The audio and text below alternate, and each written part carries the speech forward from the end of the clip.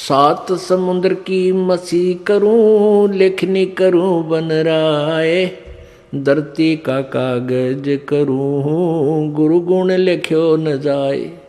अब एक कुत्ते की योनि में कितना कष्ट, और ऐसी कुत्ते ही की योनि मनवा के जीवन मनवाना आपको कई भोगने पड़ जा। फिर गधे की शरीर में आपको कितना कष्ट, और फिर बैल के शरीर में कितना कष्ट।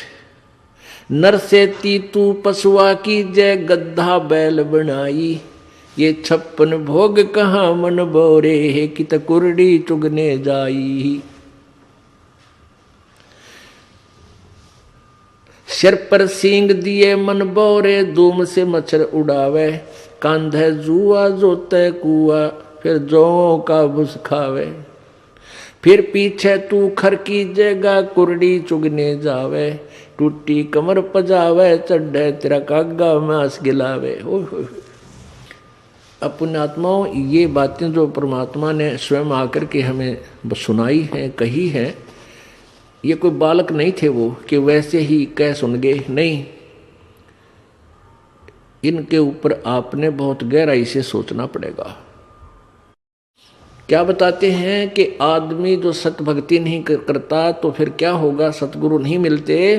नर से तीतू पशुआ की जय, गद्धा बैल दीजय बैल बनाई, और 4 पैर जंगल में डोले, तेरा तो ना पेट भराई।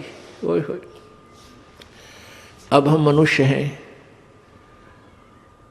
और जब भी भूख लगती है खाना खा लेते हैं। बाहर सफ़र में है, रोक भाई गाड़ी, चाय पीवांगे, चाय बनवा लो, समोसे लिया भाई, बर्फी लिया, लड्डू लिया, हैं खूब खाए, टन हो गए, चल पड़े। और फिर भूख लगती, प्यास लगती है, समय पर पानी जल बाहर कर लेते हैं, अच्छा फिल्टर पानी पीने लग गया आजकल तो। यानी खूब सुविधा आपको प्राप्त है, क्योंकि आपके पुण्य है। इन पुण्यों को, वर्तमान में प्राप्त पुण्यों को, पूर्व जन्म के जो पुण्य है, इन कितना खराब कर, कितना सदुपयोग कर चाहे दुरुपयोग कर, ये तो सारे मिलेंगे तुझे। और यदि भविष्य की तैयारी नहीं की तो ये सुविधाएं तेरी छीन ली जाएंगी। भविष्य की तैयारी कैसी होगी, वो विधि बताई जाती है कि पूर्ण गुरु के बिना कोई भी भक्ति साधन आपका सफल नहीं हो सकता। कोई भी भक्ति सफल नहीं हो सकती। पूर्ण गुरु की तलाश करो, उनके मर्यादा में रहो, आपका जीवन गारंटीड सफल होगा। ये नियम है, मालूम का अवश्य होगा। और ऐसा ना करने से तो क्या कष्ट होगा। नर से तीतू पशुआ की जय, दीजय बैल बनाए, 4 पहर जंगल में डोले, तेरा तो ना पेट भरे। इस दास का जन्म किसान परिवार में हुआ, और खूब परिचित हम बहल के जीवन से। अब क्योंकि परमात्मा के रोशनी में दिखाई देने लगा कि वो कितना दुखी हुआ होता है ये प्राणी। अब बैल बन गया, भूख लगी है, मुंह का बोल के नहीं सुना सकता, प्यास लगी है, मुख से बोलकर नहीं बता सकता। एक समय हमारे एक बैल था, हम छोटे से थे। उस बैल के पिछले पैरों के खुरों के बीच में एक कील लगी, एक इतनी लंबा लोहे की कील थी, और वो पिछले पैर में घुस गई। सुबह अंधेरे में हाली लेकर गया था खेतों में, तो किसी ने वो कील कंडम समझ के गली में फेंक दी, और वो बैल के पैर में चल गई। अब बैल डले पत्थर कंकर लग के वो अंदर घुस गई, कती ऊपर कुछ नहीं दिखे, और पैर से बैल लंग करने लगा, लंगड़ाने लगा। तो आली आपस में ये विचार किया करते थे, भाई बैल के कभी ऐसे लंग हो जाती है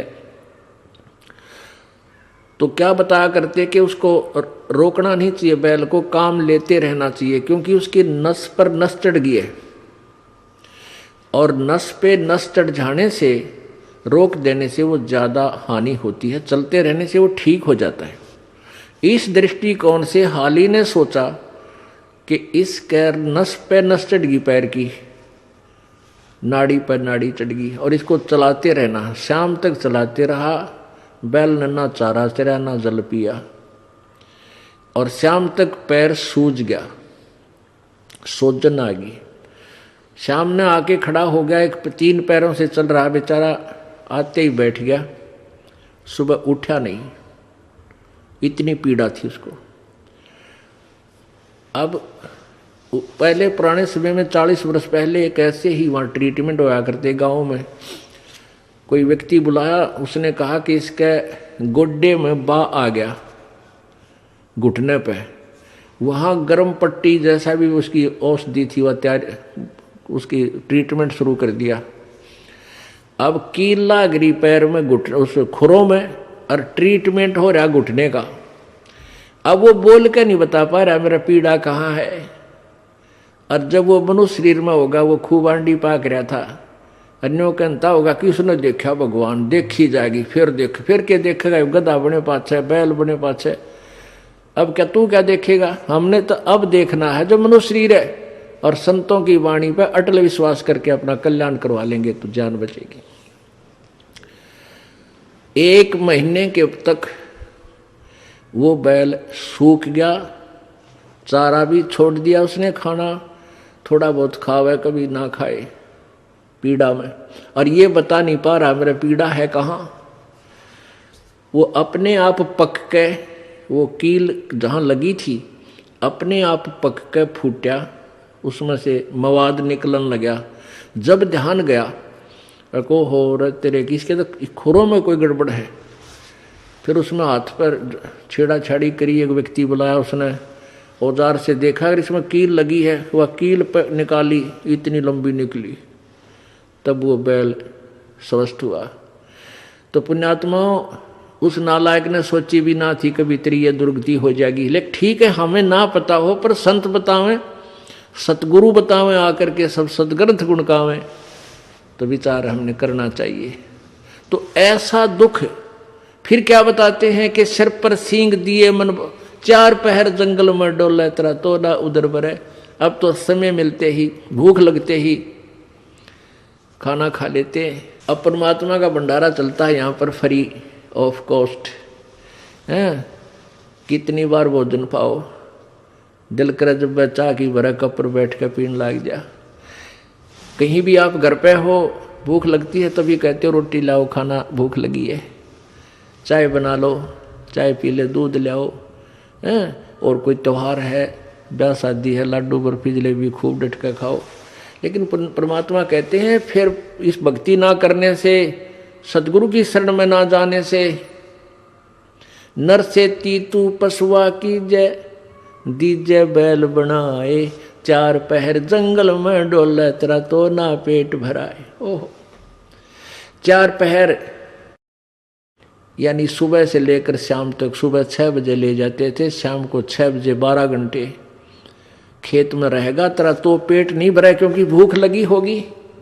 आसपास हरी भरी घास और खेती होगी जो उसका आहार है बैल का, लेकिन वो खा नहीं सकता, क्योंकि हाथ में लठ आली के मालिक के कड़ में मारे, जाके चरने की चेष्टा करेगा तो खाने की।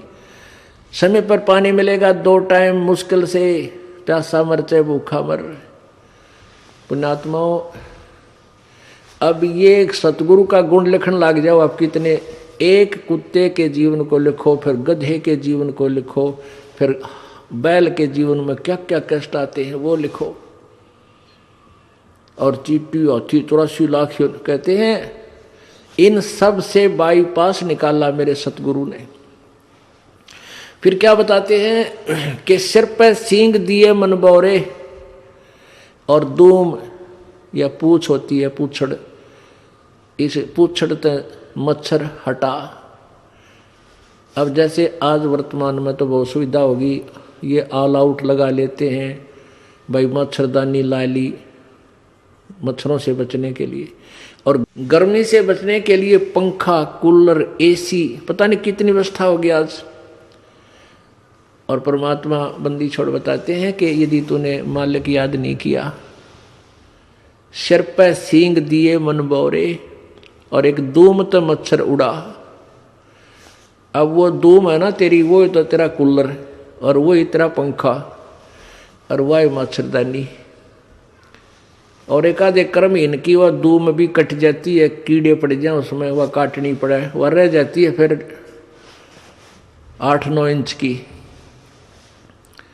और फिर उसने ऐसे करता बैठा बैठा वो सुविधा भी छीन कर्महीन प्राणी की कि थोड़ी बहुत लंबी दूम होती तो मच्छर उठा लेता थोड़े बहुत।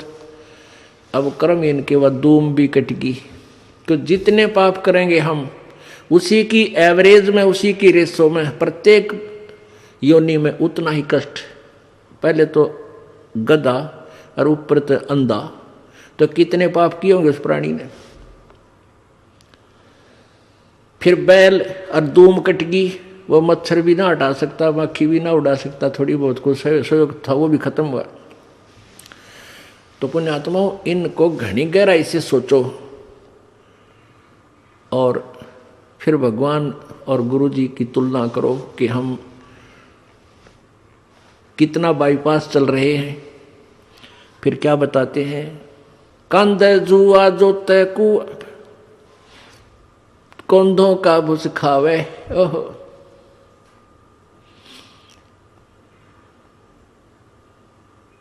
कंध है जुआ जो तय कुआ, रहट में जोड़ देते। हरट होता था पहले पुराने समय में सिंचाई का साधन, कुएं में एक चैन सी डालकर उसके बाल्टियां वेल्ड कर देते थे और एक कुल्लू की तरह उसको घुमाते थे, बैल जोड़ देते थे और उस पुली घूमती थी, उसमें से जल बाहर निकलता था, बाल्टियां भर के नीचे से आती थी, ऊपर डाल एक ऐसा परनाला सा होता था, उसमें डल जाती नाली में और वो आगे खेतों में जाता था। तो बैल को सुबह जोड़ देते, शाम तक वो उसका लठ मारते, अपने आप चलता रहता सिंचाई करने के लिए। तो क्या बताते हैं, और फिर उसको भूख लगती तो उसमें पुराने समय की बातें हैं, ये गेहूं का चारा नहीं था, जौ होया करते जौ, और जौ के भूस में इतने तीखे उनके पत्ते होते हैं, नोकेले से, तुस बोलते हैं उनको, कांटे से, और वो तूड़े में होते थे उस भूस में, और वो बैल खाता था। जौ के भूस को बैल जल्दी से खाएगा नहीं, वो तो जब खाएगा जब उसको ये दिख ले तेरी मृत्यु होगी, भूखा मर गया, तब उसको खाता है और कट्टे मुंह में चुभते हैं, अरे से मुंह करता है धीरे धीरे। हमने खूब देखा ऐसा। तो पुण्यात्माओं, वो दुख उस प्राणी ने कैसे ले लिया, क्योंकि सतगुरु शरण में नहीं गया। मनुष्य जब जीवन था वो भक्ति की को ना। तो ये सारी बातें याद आपको दिला करके आपके हृदय में परमात्मा की भक्ति प्रवेश करने योग्य बनाया जा रहा, ताकि आप दृढ़ता से और डर के, भय बिन भक्ति नहीं होती, और भय ज्ञान से होता है। जैसे बच्चे को ज्ञान हुआ सर्प का, तो फिर वो डरने लगा, उससे जान बचा ली। ऐसे ही हम आपको ज्ञान करा रहे हैं, आपको ज्ञान हो जाएगा तो आप इन पापों से उल्टे हटोगे और आपका जान बचेगी। जान बचेगी मतलब आपका मोक्ष हो जाएगा, 84 लाख योनियों के कष्ट से आप बच जाओगे।